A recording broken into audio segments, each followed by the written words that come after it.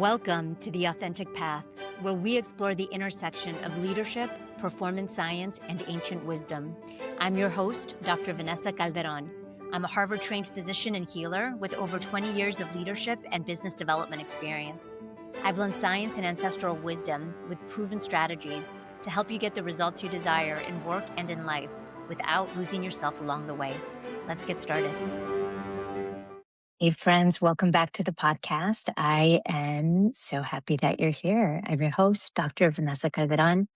And today I want to bring you a topic that I hope helps you create a lot more inner peace and just feeling so much better. And the topic really is about being in right relationship with yourself and being in right relationship with the people around you, the people that you love, that you lead, that you are in relationship with. So, the reason why I'm bringing you this topic is because I have been seeing a lot of my clients butting up against sort of this issue, and it's creating this subtle level of frustration they don't even realize that they're creating for themselves. So, what we're going to talk about today is what it means to be in right relationship with those around you and really accepting the journey that they're on, how this has shown up historically, and how we can start practicing it now. All right, let's jump in. So, the central premise of today is that we're not all meant to have the same exact experience in life. We're not all meant to have the same journey. And when we assume that we are, it creates a lot of suffering in our lives. And the way it shows up is we want everyone to think the way we think, agree with what we think, and just essentially be living similar lives to us, have our same values. And that right there creates suffering. And listen, friends, there's so much suffering in this world. We don't need to add on to that.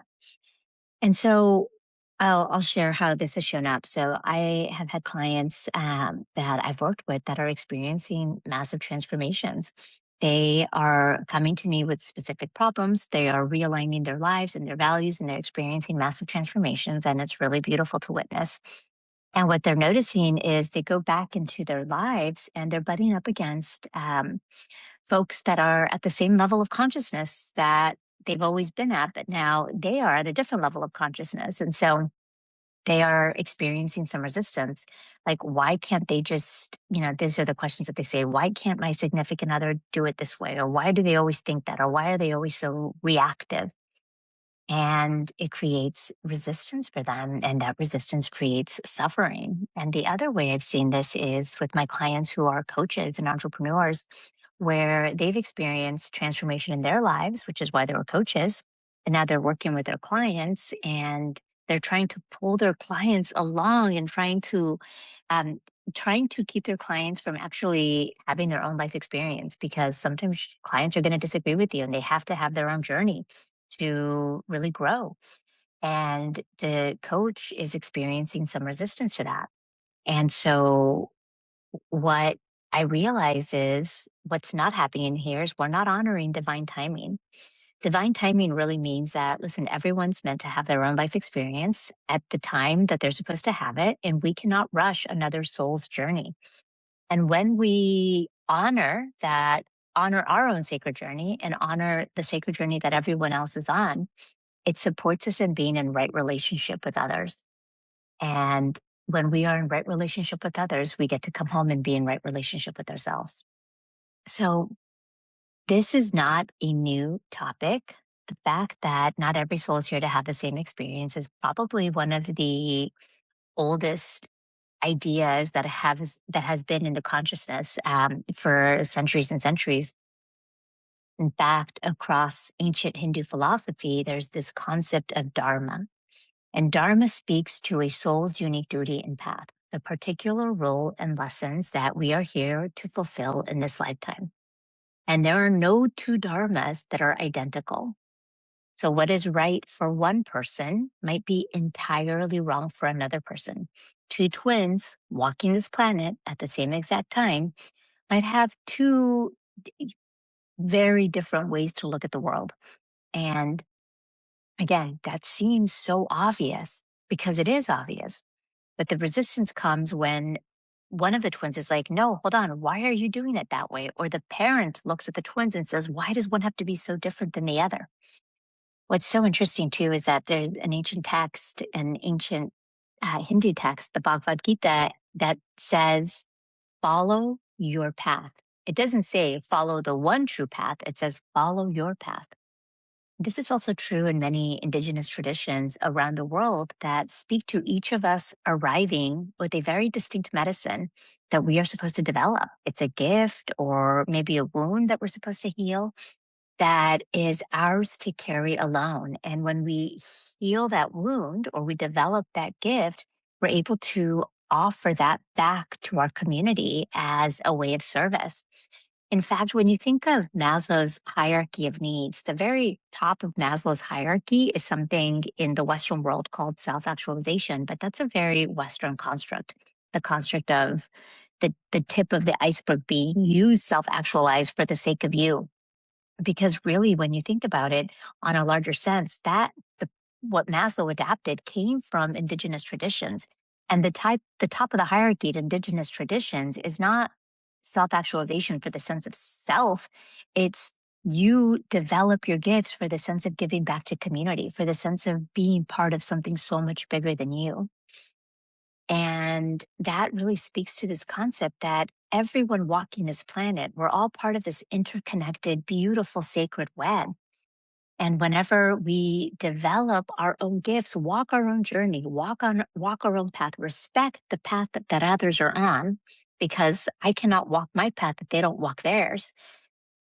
When we get to respect our specific paths, when we get to respect that we are all walking our own sacred paths and we are interconnected, we get to see that we're playing these like big roles in each other's life because we're all part of this big interconnected web of life. It's like this visual for any of you that have any experience in ecology. When you look underground, especially with many networks of trees and fungi, for example, underneath the ground, there's this really wild thing that happens. The deeper rooted the trees are, the more that the roots of the trees, of the plants, of the fungi, the more they connect to each other. And the more they share resources with each other through messages, through electrical wavelengths that they share with each other. They call it the wood wide web underground. And it's a really beautiful concept that the more you are deeply rooted and ingrained, the more you are focused on your own path, deeply rooted and ingrained, the more you can be in communication and in communion and in support with others. So the more you thrive in your own sacred journey, the more you're able to support others thriving. And in many reincarnation based spiritual traditions like Buddhism and Hinduism, the soul doesn't just live once. The soul returns over and over and over again to learn what it hasn't learned yet, which means the circumstances that you find yourself in, the family you find yourself in, maybe the trauma that you've experienced, the relationships that keep breaking down the same way over and over again, those are not random. In fact, they were assigned to you. They're part of your life curriculum. And it's part of the reason why your soul, it's what your soul is here to learn in this lifetime. So your soul will keep returning to the same lessons until it's learned it. So I think that's a really beautiful way to think about our life and to really accept that I'm not meant to have the same journey as my sister, my cousin, my children, my husband, my clients. We're all meant to have our own journey, and we're interconnected for a reason. We're here to support each other. We're not meant to walk this life alone. But my process is my process and their process is theirs. And I get to accept them for where they are. And really, that concept of acceptance, that right there is the key to the peace. Because what it looks like when we don't accept is we judge them for thinking differently than we think, for wanting something different, for not seeing the world the way we're seeing the world through our lens. Now, this idea does get a little bit complicated. And anyway, it got really complicated for me when I think about oppression. So I used to be a social justice activist before I went to medical school. And for me, I hated the concept of accepting this journey because it made it feel like passivity. It made it feel like I was just accepting harm or I was just accepting oppression. And I had this ingrained thought, which is I have a responsibility to act. I have a responsibility to make a difference and to change things. So if I just accept it, doesn't it mean that I'm just standing by while harm is being done? And so I think that's really important to explore. So we're going to spend a little bit of time here. And I think that the answer to this question is no. And the lives of some of history's greatest change makers really show us why. And I'll give you two examples. One is Dr. Martin Luther King Jr. And one of the things that I think is really interesting from his example is that he did not rage against the people who perpetuated segregation. He looked at systems and he looked at the human beings inside those systems with this radical, almost incomprehensible amount of love. And he did not need the segregationists to be walking a different path. He didn't need them to be different in order for him to take action. His activism was empowered by resisting the people that were there.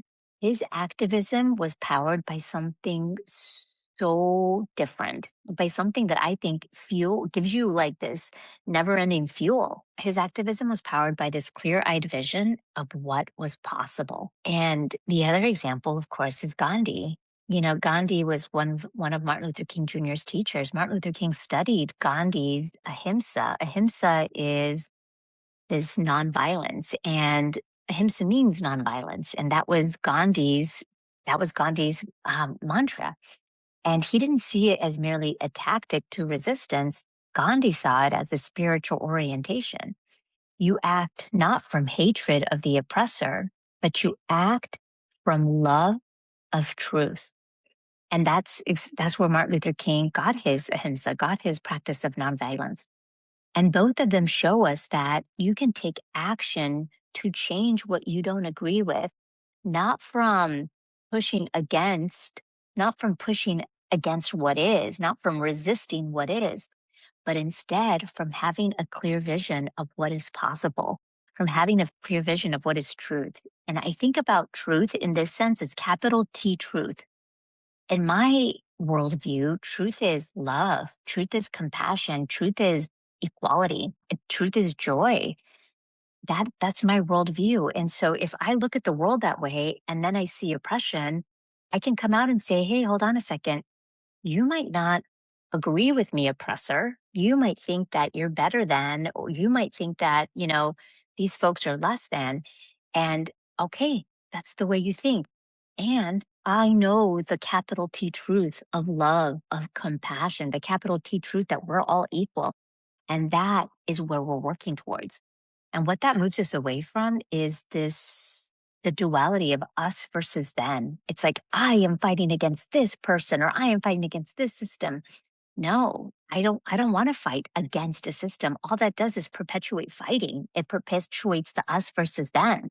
What I want to do is let that go. And all I want to do is orient towards truth, towards love, towards compassion. And when you think about it, there's really a profound difference between reacting from resistance, you are wrong and I will fight you until you agree with me, versus acting from a sense of acceptance. I see what is. I accept the reality of this moment. And from this place, from this clear eyed place, with an open heart, I choose to create something different. The first one, when you react from resistance, it creates a lot of exhaustion, energetic exhaustion, and it ties your peace to outcomes that you cannot control, to us versus them, to you constantly having to prove yourself over and over again. Can you imagine constantly having to prove yourself over and over again? Listen, I can. That was the story of my life forever. I thought that was what I needed to do, that I constantly needed to prove my worth over and over again. That's super exhausting. The second way of looking at it, instead of acting from resistance, is what Dr. Martin Luther King called the strength to love. It's what activists across traditions have discovered, that you can hold someone's humanity as sacred, you can accept the reality of where they are, and you can still work tirelessly to change the conditions that created the situation. It's like you're not fighting against a human being, you're fighting against all of the conditions that existed to create the situation. I'm moving towards capital T truth, towards love and compassion. And one thing that I think is really important here is when you accept, especially in these instances, in these examples I'm giving about social justice, when you practice acceptance in this sense, this does not mean that you're agreeing with what you see. It doesn't even mean that you're endorsing it.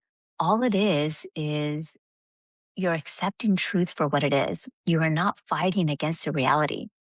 This acceptance in this form is the absence of the illusion that it's your resistance to what is that's going to create the change. Your resistance to what is will not create the change. Your resistance to what is, it's just going to cause exhaustion and pain. In fact, I think a really good analogy to this is a stove. Let's say that you have a stove that's turned on and it's hot, and you walk over and you put your hand down on the stove and you burn your hand. There's you can accept the fact that the stove's on and it's hot, and you can move your hand off and turn off the stove, or you can keep your hand on the stove and just be so angry that the stove is on. Why is the stove on? Why is it burning my hand? I hate you, stove. Turn off, stove, turn off. That's resistance. And and I know that's kind of a silly analogy, but I think that that's a really good one because it really paints what's possible when we resist versus accept. Because when you really think about it, what becomes possible when you honor someone's journey? So let's say that you've experienced massive transformation and now you see the world so differently and you're so open and you can see what it's like to practice from a place of to live your life and practice from a place of intention and possibility, and you know the power of your words and you're changing the way that you see the world. And then you have, I don't know, your significant other or your sister or someone coming up to you and they're still in their same level of consciousness. So you can continue to resist by trying to like pull them along or pointing out where they're wrong or continue to trying to correct them whenever they say things that don't make sense to you when you know they're using language that's going to pull them down. You can do that if you want. And just notice what happens. They're probably going to close off. Probably going to push back. That's probably not going to get them to change their mind.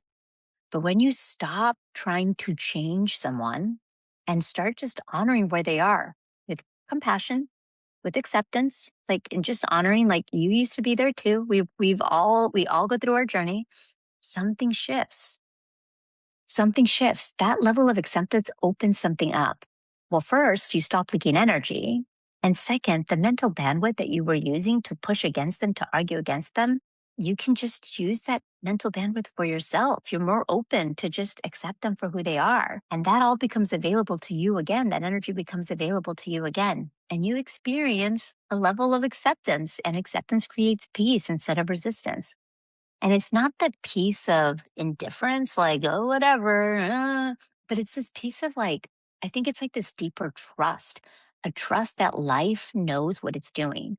Call it whatever you want, universal consciousness, divine spirit, God, that universal consciousness knows what it's doing, that this person's path is not a mistake that needs to be corrected. And what you'll start to notice is this really interesting paradoxical effect that when you release trying to change someone and just accept them for who they are, you tend to be much more effective at creating large scale change, not less, because now you affect change by example.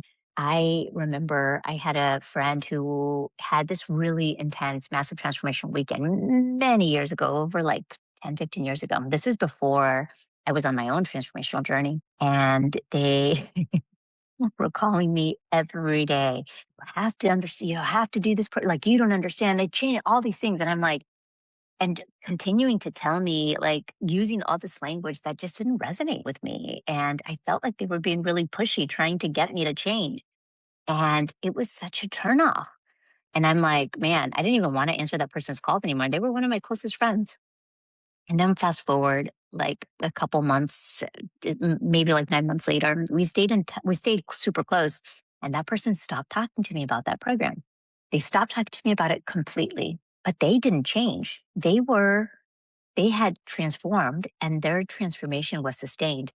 They were calmer. They were more resilient. I could just sense their energy. They were more at peace. They were more loving. They were more accepting. It was the most beautiful transformation. And when they stopped trying to impose who they were on me and I could just witness their transformation, all of a sudden I wanted what they had. I was like, whoa, how did that happen? Like, I want some of that. And they were more effective in getting me to change. They were more effective in influencing me, not because they were trying to control me, but just by example of who they were, just by their energy. And that's what's possible for you. When you honor your sacred journey and honor the journey that others are on and let go of control of trying to change them, you are much more effective by how you show up, by your ways of being. Okay. So, how can you start practicing this now? I think the simplest way is to notice when you are starting to show up with resistance, when you're starting to resist someone else's journey. And let me give you some examples. Let's say that you're at work and you just have a colleague that's either slower than you are at certain things, or maybe they are more likely to take risks or they're more risk averse than you. And that can create a lot of frustration because you don't see the world the way they see the world. So as soon as you notice that frustration, notice what that feels like in your body. There's usually like a tension, a tightness. Maybe your shoulders get tight, or maybe your jaw clenches, or your stomach feels like in knots. And you might say something like, "Oh, there they go again," or "I can't believe they're doing it that way." Whatever it is that you say to yourself, just notice those are signs that you are resisting who they are. And instead, what you can do is accept the fact that for whatever reason your paths have crossed and they're here with different set of gifts, than you have. And what if your job isn't to convert them to do everything exactly the way you do it, but instead to learn from them, to find that maybe there's different ways to do things. Maybe there's a different way to think about it, to find the places where your different paths create something that neither of you could do alone. It's the same thing if you are in a relationship. Let's say that your significant other doesn't handle conflict the way you do. Instead of deciding that their way is the absolute wrong way, what if you just get curious about the journey that shaped them? Accept that maybe you need to communicate slightly differently with them. Maybe you need to release control. Maybe you need to let go of whatever stories you're holding on to, what you're making it mean that they don't handle conflict the way you handle conflict. And in this case, this doesn't mean you don't communicate what it is that you want or you need. You don't communicate boundaries. Of course you do. It just means you stop treating the differences as a problem that needs to be solved. And instead, you're just more curious and open. I think there's two more examples I'm going to give you.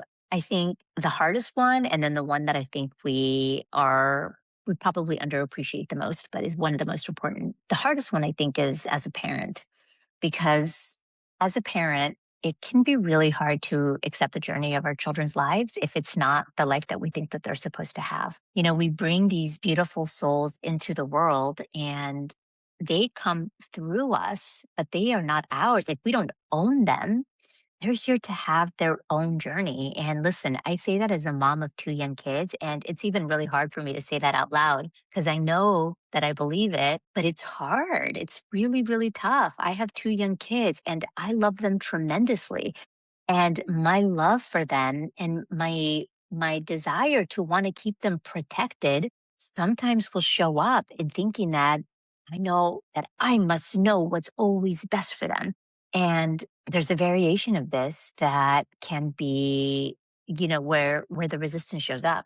Because you can come from love, the sense of beautiful love, but what you don't want to do is turn that sense of love into control. Because however well intentioned we can be, control, like, oh, you can't do that, or this is what's best for you. Control communicates that you don't trust their soul's journey. It communicates that they have to do it your way because your way is the only right way. And honoring their journey, though, it doesn't mean that you abandon them. It just means that you trust that they're strong enough to handle. Sometimes it's going to be pain. Sometimes it's going to be heartbreak. Sometimes it's going to be like mean girls at school or bullies, that they're strong enough to handle that. Because this is a little off topic, but I think our role as parents is to give them the guardrails, the love, the compassion, the support, so that they know that, man, the world is hard. They're going to experience a lot of hard stuff, We are here to help you bounce back from that. We're not here to keep you from experiencing the hard stuff because hard is going to happen the rest of your life. I don't want my kids to be super fragile. I want them to be anti-fragile, to borrow the title of a book I read. I want them to be anti-fragile and adaptable and be able to experience the hard stuff and bounce back. I want my kids to be resilient, and that means that they have to experience the tough stuff too. And I think that's one of the hardest ones, to really accept the journey, especially if their journey is different than ours. I have a client who's very high functioning, very neurotypical person, and they had a child who was very different than they were. There was a journey to release control, that you know what's best for your child. Your child has to go through their own journey. Last example I'll give you, I think, is one of the most important and I think one of the most underappreciated. And this is practicing this application of accepting the sacred journey, practicing this for yourself. Because how often do we resist our own journey that we're on? And the resistance can show up as wishing we were further along, saying that something is taking too long, comparing where we are in life to where someone else is in life, believing that we should have learned this lesson before, judging all of the past, what we're calling mistakes, but judging all of that. All of that is resisting our own journey, resisting our own path. But what if your journey was also sacred? What if the place you are right now is exactly where you're supposed to be? And I don't say that to gaslight or to sort of spiritually bypass the pain that we might be suffering. I say that as a truth, as a capital T truth. Like, what if this is the life you're supposed to be living exactly as it is? So I leave you with all that, because I think one more question that we can start to entertain when the resistance shows up for us is that same exact question. Like, what if this is the experience that this soul is supposed to have in this lifetime? And again, it's not because you agree with exactly everything that's happening. It's not because you're not going to set boundaries when you need to set boundaries, but because this question by itself is going to interrupt the suffering, the resistance that we start to experience in our own bodies when we start to judge the journey that someone else is on. So just notice, sweet friends, just notice when you're spending energy trying to change someone's mind rather than communicating your truth. Let others have the experience that they're supposed to have. Let them have their own thought. Let them have their own feelings. They can have their own thoughts and feelings. They can have a favorite food, a favorite fruit that's not yours. All of that is okay. Notice when frustration with another person is really just a judgment about how they should be different. And notice when your peace is contingent on someone else changing. And then gently, without any judgment, practice as letting go. Practice letting them be on their path while you stay on yours. Two paths, both of them sacred, both of them unfolding as exactly as they're supposed to. All right, sweet friends, with that, I will leave you, and I will see you next week. Adios. Hey, friends, if this episode resonated, please take a quick second and leave a review, share it with a friend, or post it to your community. It's how we keep helping others who are walking a similar path, and how together we grow the movement of consciousness in business, leadership, and life. Thank you again for being here, and I'll see you next week.